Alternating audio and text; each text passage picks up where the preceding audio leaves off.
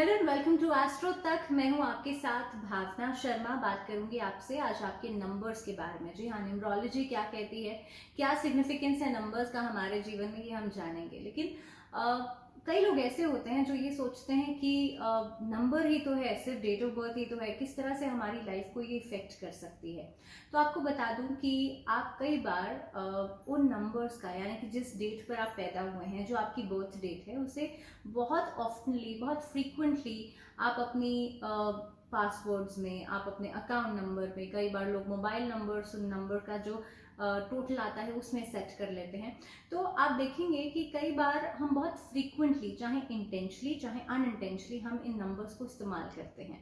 अब जिस चीज को आप बहुत फ्रीक्वेंटली अपने जीवन में इस्तेमाल कर रहे हैं, उसका असर आपके जीवन पर, आपकी दिनचर्या पर, आपके व्यक्तित्व पर इसका असर होना शुरू हो जाता है। तो पहली चीज तो आपका जन्म उस तारीख पर हुआ है, और उसी दिन से, जिस दिन से आपका जन्म हुआ है, वो नंबर आपके जीवन के साथ जुड़ गया है। वो नंबर आपके ऑरा को रिफ्लेक्ट कर रहा है, आप किस तरह के इंसान हैं उसको रिफ्लेक्ट कर रहा है। और दूसरी चीज, आप बहुत फ्रीक्वेंटली उस नंबर का इस्तेमाल करते हैं, तो जाहिर सी बात है उसका प्रभाव आपके जीवन के ऊपर जरूर पड़ेगा।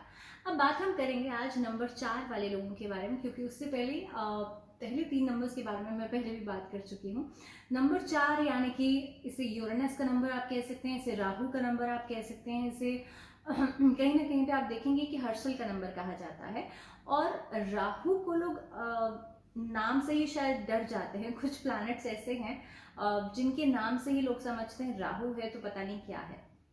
आपको बता दूं, राहु की अगर हम कैरेक्टरिस्टिक्स को समझेंगे, लेकिन उससे पहले आपको बता देती हूँ कि किन लोगों का मूलांक बना नंबर 4। तो अगर आपका जो बर्थ डेट है, अगर आपका जन्म हुआ है 4 तारीख को, 13 तारीख को, 31 तारीख को, यानी कि महीने की 31 को, या फिर नंबर 22 यानी कि 4, 13, 31 या 22, इन डेट्स पर अगर आपका जन्म हुआ है तो आपका मूलांक बनेगा नंबर 4।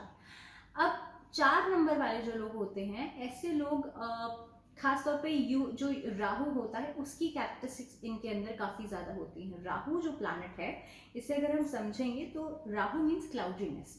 आपके जीवन में ऐसा नहीं है कि वो सब कुछ बुरा ही बुरा करेगा। हाँ, आपके अंदर जो कैपेबिलिटीज हैं, या आपके अंदर अगर आप पॉजिटिव हैं, अगर आपके अंदर विल पावर बहुत अच्छी है, तो आपको बहुत एक्सट्रीम में लेकर के जाएगा, पॉजिटिव रिजल्ट्स आपको देगा आपके जीवन में। लेकिन अगर आप डिप्रेशन में हैं, आप स्ट्रेस में हैं, तो और आपको और ज्यादा डाउन राहु कर देगा। So Rahu always deal with extremes. दूसरी चीज कि जो लोग जिनका मूलांक नंबर 4 बनता है, ऐसे लोगों का अगर मैं करियर में देखूं, तो ऐसे लोग हमेशा बहुत साहसी होते हैं, ऐसे लोग बहुत हिम्मत वाले होते हैं, रिस्क लेने के लिए बहुत जल्दी तैयार हो जाते हैं।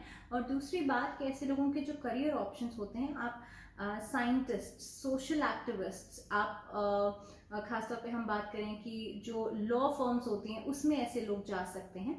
तो कई सारी ऐसी फील्ड्स हैं जिसका चुनाव जो है, जिनका नंबर 4 बनता है, ऐसे लोग कर सकते हैं। साथ ही में किसी भी फर्म के अंदर बहुत हेड की पोजीशन तक ये लोग पहुंच जाते हैं। लेकिन कई बार क्या होता है, बिकॉज अभी एग्जाम के बाद का जो समय है, कई बच्चे ऐसे हैं जो अपने करियर का चुनाव के बारे में सोच रहे हैं। कई बार क्या होता है कि राहु से अगर आप बहुत ज्यादा इफेक्टेड हैं, तो यानी कि आपका मूलांक अगर 4 बनता है, तो ऐसे लोग पढ़ाई में, शिक्षा में बहुत आगे बढ़ते हैं। बहुत हायर एजुकेशन लेने के बावजूद भी फोकस ना होने की वजह से भी कई बार अपनी शिक्षा का उतना जो एक रिजल्ट है, या उतना फ्रूटफुल रिजल्ट्स हैं, वो इनको नहीं मिल पाते हैं।